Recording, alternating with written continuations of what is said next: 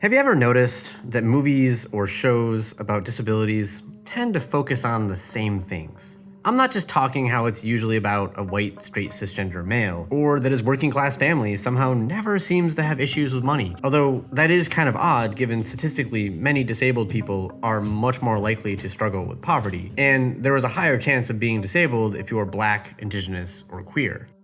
I'm talking about media focusing on how disabilities affect relationships, often the desire for a sexual one. I think this is why we have seen a lot of media on invisible disabilities, like autism. These disabilities lend themselves really well to just focusing on social and communication issues because it gives characters around them an excuse to be confused since there is nothing visibly different to them. But even with a focus on relationships, we don't see portrayals of abuse very often. Or worse, abuse is shown but is normalized or framed in a way to blame the victim. Like a bully takes advantage, but the narrative focuses more on the victim being naive rather than the bully being awful. This is concerning because we are at a much higher risk of being abused in relationships for longer periods of time, and the abuse often comes from people we know. I want to look at a few examples. I want to be clear, I'm not trying to say it's bad if you enjoyed a piece of media. I even enjoyed these in different ways, although that first season of Atypical was pretty painful. Let me know in the comments if you can think of better examples. In case you haven't seen it, Atypical's lead character is Sam, an autistic teenager. The series, especially in the first season, spends a fair amount of time with Sam trying to date, mostly in the hopes for sex. Sam ends up dating a girl named Paige through an interesting series of events, but we'll come back to that later. In one episode, Paige asks Sam to figure out if he loves her or not because they are to have dinner with her family soon. Now, maybe this was done to move the story along quickly, but keep in mind they just started dating. What follows is Sam talking to his best friend and family to determine how you know if you love someone. I think the show is trying to be funny as Sam tries to figure out logically if he loves someone, but let's break down one of the items on this list. The item itself isn't the problem, it seems sensible enough that someone you love would make you a better person. I want to focus on how Sam comes to determine whether or not Paige makes him a better person. Paige is talking about how stressed she is, so Sam suggests reciting the names of penguins from Antarctica because it helps him calm down. After thanking him, she insists on him paying up for talking about Antarctica. So let's pause here, because it's important to understand this garbage. Sam gets 3 cards every day, and every time he talks about his favorite subject, Antarctica, he has to pay Paige a card. Sam's mom at least shows concern and asks if he's okay with this, in which Sam replies, I think it's dumb, but other people seem to be happy, mostly Paige. Now, it's obviously not bad to do things to make others happy, but Sam's happiness is also important. Imagine there was an important aspect of your life that every time you mentioned it, someone set off a buzzer. 3 strikes and you are not allowed to talk about it anymore. Sharing knowledge like this is also a common way for many autistic people to bond with others. I can understand that info dumps may be too frequent for some people, but I don't think most people would accept paying a currency to talk about their interest to a partner. Yet often we see things like this justified when the person is autistic. Okay, now, let's go back to Paige insisting Sam pay up for mentioning Antarctica. Last one of the day. Those went really fast. Sam has finally had enough of this rule, but Paige reiterates that it makes him less annoying. Then Sam, contemplating his checklist, he asks, Would you say it's making me a better person? Definitely. Instead of Sam deciding if he feels like he's a better person, he's left that up for Paige to answer. This person says they make me better, so I guess that must be true no matter how much the supposed improvement hurts or upsets me. To make it even worse, remember this is then used for Sam to decide if he may love Paige. And if this doesn't seem like a big deal, imagine if Paige was someone intentionally trying to manipulate or harm Sam. Think of the power that could give her over him in the situation. And to be clear, there's nothing wrong with Paige not wanting to hear about Antarctica as much, or if Sam decided to agree to a rule in an attempt to find balance in their own relationship.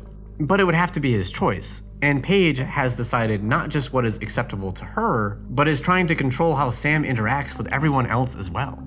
I think this interaction shows Sam has learned to ignore his own judgment on what makes him a better person. Why is that? With media relying on social difficulties as the tension in the story, the solution is often, have you tried not being disabled? Usually through overcoming the disability or just some sort of effort to conform. Even when there is an attempt at a theme of acceptance, like in the story of Luke, No more pretending, okay? there will still be a focus on everyone else's reaction to Luke. Because the average viewer will not be disabled, these characters serve as an audience surrogate in how they might react to seeing behaviors related to a disability.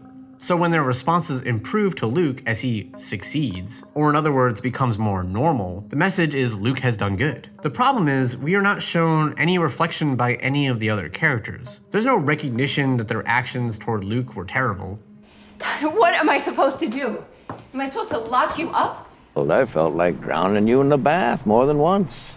Lock you up so you didn't run around doing stupid shit? Now, I think the goal was probably to make sure the audience stays empathetic towards Luke by making the other characters obviously awful. Do you think I'm a bitch? But without owning their previous behavior, it's very likely the audience may read the story as Luke being so inspiring, it just makes everyone else better, which is just nonsense. With that in mind, let's go back to Atypical and how Sam and Paige started dating. Sam makes a pros and cons list to determine if he should date Paige. Are you writing stuff about me? Yes. Maybe other people would not be as honest about it, but there's nothing inherently wrong with making a list to find ways to process your thoughts and emotions. The show does even briefly mention that it's just a rule and Paige doesn't know why. The narrative focuses on Sam's actions and not Paige going through Sam's personal belongings to read his notebook. Sam does end up asking how Paige got his notebook, but he's just impressed by her resourcefulness in obtaining it. Paige doesn't apologize or anything. The show doesn't acknowledge what Paige did here is intrusive and not okay. It's easy to watch this and think what Sam did was wrong, and it's weird Paige would want to be with someone like him. The show isn't so subtle about this either. Do you think you're gonna get like extra credit for dating the weird kid? No. No, Casey, To further this idea that being different makes you in the wrong, we often see neglect and abandonment being portrayed as normal things that just happen to disabled people. There may be little to no reaction from even the protagonist, like in Atypical. Sam's father left for 8 months after Sam was diagnosed autistic. That's the year he left us. Like he moved out of the house? Yes, for 8 months. Now, I want to be clear that the portrayal of the main character Sam reacting to these things would be accurate, at least for me, but it wouldn't be for all autistic people. And just because I would react that way doesn't mean that it wouldn't be upsetting. I just might not visibly look upset. The problem is the audience has no way of knowing that, especially since the majority watching will obviously not be autistic. And this is why it's important for the story to show this. Now, in Atypical, Sam's sister Casey does get very upset learning that their father left for a time, but the focus is on her feeling betrayed personally. And that's fine, it makes sense she would be focused on that. My issue is that we aren't offered to consider how it could impact Sam. Like, he could feel responsible for their father leaving, it just never seems to even cross anyone's mind. So even though Sam is the main character, we are offered no insight or reason to consider this. The focus remains on Sam's father and everyone else. In the story of Luke, the characters repeatedly mention his mom leaving. I mean, really, they hammer Luke with this throughout the film. Grandma Maggie said that Sarah loved me in her own way. I don't know what way that is. And he also constantly hears how upset everyone has been having to look after him. It's even mentioned how his grandfather, who he's lived with all his life, was mad at his mom not because it was awful to Luke, but because it meant his grandfather had to watch after Luke. These things are, unfortunately, part of many of our experiences. What isn't okay is not showing the full effect this may have on us. The story of Luke does a better job of portraying the harm done by his mother, but is undercut by not addressing all of the other characters' behaviors toward him. To make this normalization of abuse worse, most media will portray the neglect or abandonment as understandable or justified, as if the majority of our empathy should go towards the caregivers. When disabled people wish to be treated as human beings with freedoms, the audience is reminded to instead consider the trouble or worry this causes the caregivers. I'll admit, I can feel emotionally conflicted watching some of these because they are made to pull at emotions that I can relate to as a parent wanting to protect and care for my kids. Unlike most parents in these shows or movies though, I am also disabled, so my frustration remains firmly where it belongs, at the systems around us. Like having to fight the school or medical systems to get basic accommodations. In media though, we just see how hard it is for caregivers, and any awful things they do, it's okay because good intentions, I guess? Oh my god, I was just trying to help. I'd like to say that we know better, but on a regular basis, we see news of a disabled child killed or harmed by their own family, then see countless responses trying to empathize with the abuser or even murderer, instead of mourning for the child who was the victim. This is such a common occurrence, there is a day of mourning every March 1st, where the disabled community gathers to remember the victims. In the past 5 years, there have been 600 people with disabilities killed in the United States by their parents, relatives, or caregivers.